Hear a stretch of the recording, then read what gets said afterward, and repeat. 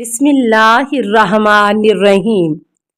السلام علیکہ یا صاحب العصر والزمان۔ پھر نزدیک ہوا اور زیادہ نزدیک تر، یہاں تک کہ ان کے درمیان فاصلہ 2 کمان کے برابر تھا یا اس سے بھی کم تر۔ اس وقت خدا نے اپنے بندے پر جو وحی کرنا تھی وحی کی۔ سورہ النجم 53 آیت 8 تا 10۔ جواب: آپ علیہ السلام نے فرمایا، اے حبیب یوں مت پڑھو بلکہ یوں پڑھو۔ پھر نزدیک ہوئے اور زیادہ نزدیک، قریب تھا کہ ان کے درمیان فاصلہ 2 کمان کا رہ گیا یا اس سے بھی کم تر۔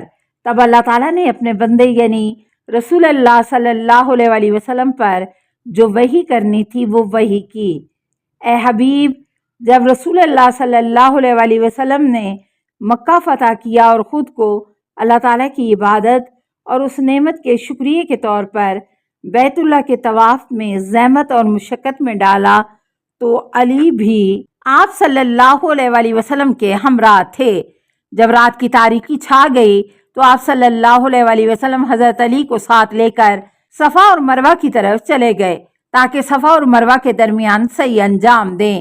جیسے ہی کوہ صفا سے مروہ کی طرف واپس لوٹے، اس وادی میں یہ وہ جہاں تھے جسے آپ نے نہیں دیکھا، چلے تو اچانک دیکھا کہ آسمان سے ایک نور نے انہیں گھیر لیا اور اس سے مکہ کے پہاڑ روشن ہو گئے۔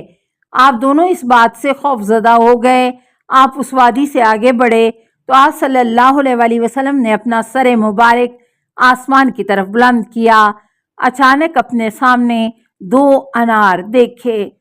آپ صلی اللہ علیہ وسلم نے وہ 2 انار لیے۔ تب اللہ کی طرف سے وحی ہوئی، یہ بہشتی میوے ہیں جسے آپ اور آپ کے جانشین علی ابن ابی طالب کے علاوہ کوئی اور نہیں کھا سکتا۔ آپ صلی اللہ علیہ وسلم نے ان میں سے ایک انار کھا لیا اور دوسرا علی علیہ السلام کو دے دیا۔ تب اللہ تعالیٰ نے آپ صلی اللہ علیہ وسلم پر وحی کی۔ امام محمد باقر علیہ السلام فرماتے ہیں، اے حبیب دوسری مرتبہ پھر جبرائیل نے رسول اللہ صلی اللہ علیہ وسلم کو دیکھا سدرۃ المنتہا کے قریب کہ جہاں جنت المأویٰ واقع ہے، یعنی جس وقت آسمان کی طرف سفر کر رہے تھے تو جبرائیل علیہ السلام آپ صلی اللہ علیہ وسلم کے ہمراہ تھے۔ جب رسول اللہ صلی اللہ علیہ وسلم سدرۃ المنتہا کے مقام پر پہنچے تو جبرائیل ٹھہر گئے اور عرض کیا، اے محمد صلی اللہ علیہ وسلم، یہ وہ مقام ہے کہ جہاں اللہ تعالیٰ نے مجھے ٹھہرنے کا حکم دیا ہے۔ میں آپ صلی اللہ علیہ وسلم سے آگے نہیں بڑھ سکتا، لیکن آپ آگے بڑھ جائیں یہاں تک کہ سدرۃ المنتہا تک پہنچیں اور وہاں جا کر ٹھہر جائیں۔ رسول اکرم صلی اللہ علیہ وسلم آگے روانہ ہوئے یہاں تک کہ سدرۃ المنتہا تک پہنچے، جبکہ جبرائیل وہیں رک گئے۔ سدرۃ المنتہا کو سدرۃ المنتہا اس لیے کہتے ہیں کیونکہ وہ فرشتے جو اہل زمیں کے اعمال پر گواہ ہیں وہ لوگوں کے اعمال سدرہ تک لے جاتے ہیں، اور حافظان کرام براہ کے سدرۃ المنتہا کے لیے ہیں، ان اعمال کو لکھ لیتے ہیں جو فرشتے زمین سے لاتے ہیں۔ امام فرماتے ہیں کہ رسول اکرم صلی اللہ علیہ وسلم نے دیکھا کہ سدرۃ المنتہا کی شاخیں عرش کے چاروں طرف پھیلی ہوئی تھیں۔ آپ صلی اللہ علیہ وسلم کے لیے حضرت جبار جل جلالہ کا نور جلوہ گر ہوا، جس نے آپ صلی اللہ علیہ وسلم کے تمام وجود کو گھیر لیا۔ آپ صلی اللہ علیہ وسلم حیران ہوئے اور آپ کا بدن لرزنے لگا۔ تب اللہ تعالیٰ نے آپ کے دل کو مضبوط اور محکم کیا اور آپ کی آنکھوں کو قوی اور مضبوط کیا تاکہ آپ اپنے پروردگار کی آیتوں کو دیکھیں۔ اس لیے ارشاد خداوندی ہے، وَلَقَدْ رَآهُ نَزَّلَهُ أُخْرَى عِنْدَ سِدْرَةِ الْمُنتَهَىٰ عِنْدَهَا جَنَّةُ الْمَأْوَىٰ، اور دوسری مرتبہ بھی جبرائیل نے آپ کو دیکھا سدرۃ المنتہا کے نزدیک کہ جہاں جنت المأویٰ واقع ہے۔ سورہ النجم 53 آیت 13 تا 15۔ اس سے مقصد موافات ہے، یعنی ایک لحظے کے بعد کہ جب جبرائیل علیہ السلام آپ سے سدرۃ المنتہا کے مقام پر جدا ہوئے، ایک مرتبہ پھر آپ کو وہیں دیکھا۔ آپ صلی اللہ علیہ وآلہ وسلم نے اپنی مبارک آنکھوں سے اپنے پروردگار کی بلند ترین آیتوں اور نشانیوں کا مشاہدہ فرمایا۔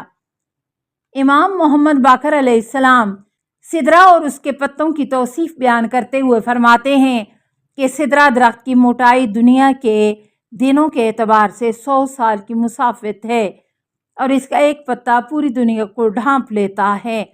اور اللہ تعالیٰ کے کچھ ایسے فرشتے ہیں کہ جو زمین کے نباتات مثلاً درخت اور جھاڑیوں پر مامور ہیں، اور کوئی ایسا درخت یا جھاڑی نہیں مگر یہ کہ اس کے ساتھ ایک فرشتہ ہو کہ جو اس کی حفاظت کرتا ہے اور اس کے میوے کی۔ اگر یوں نہ ہوتا تو درختوں کے میوے کو درندے اور کیڑے مکوڑے کھا جاتے۔ یہی سبب ہے کہ پاک رسول صلی اللہ علیہ وآلہ وسلم نے میوے دار درخت کے نیچے رفع حاجت پیشاب پخانہ سے منع فرمایا، کیونکہ وہاں فرشتے موجود ہوتے ہیں، اور یہی سبب ہے کہ انسان میوے دار درخت سے انس رکھتا ہے، کیونکہ وہاں فرشتے ہوتے ہیں۔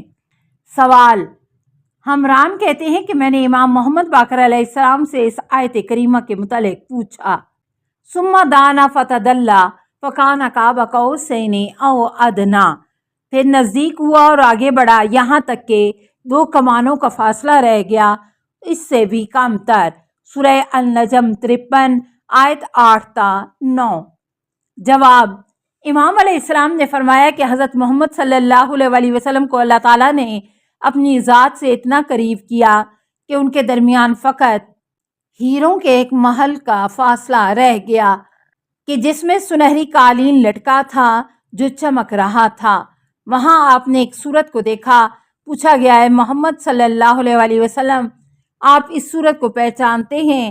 آپ صلی اللہ علیہ وآلہ وسلم نے فرمایا جی ہاں، یہ تو میرے بھائی علی ابن ابی طالب کی تصویر ہے۔ تب اللہ تعالیٰ نے ان پر وحی نازل کی کہ اپنی بیٹی فاطمہ سلام اللہ علیہا کو ان کی زوجیت میں دے دیں اور علی علیہ السلام کو اپنا جانشین بنا لیں۔ سوال: احوال کہتے ہیں کہ میں نے جناب زرارہ سے سنا کہ آپ نے حضرت امام محمد باقر علیہ السلام سے پوچھا، مجھے رسول، نبی اور محدث کے معنی بتائیے۔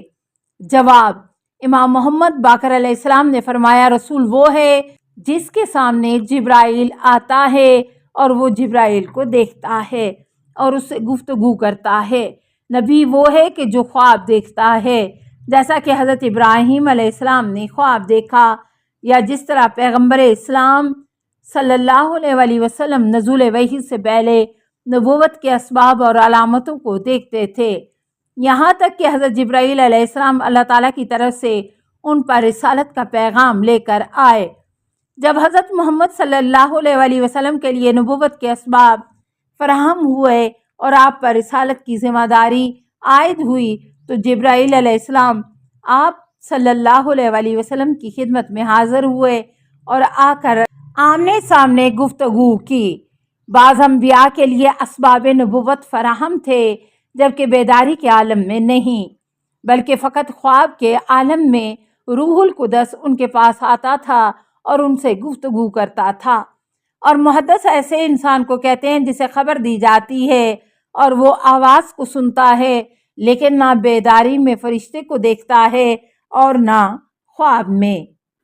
السلام علیکہ یا صاحب العصر والزمان، الامان الامان الامان من فتن الزمان۔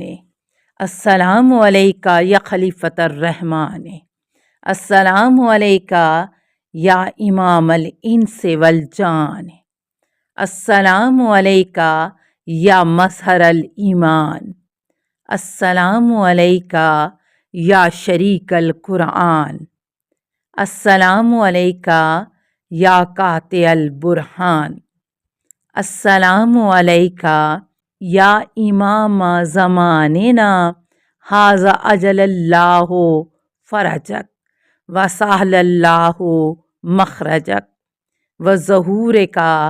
السلام علیکہ ورحمۃ اللہ۔ اللہم صلی علی محمد و آل محمد۔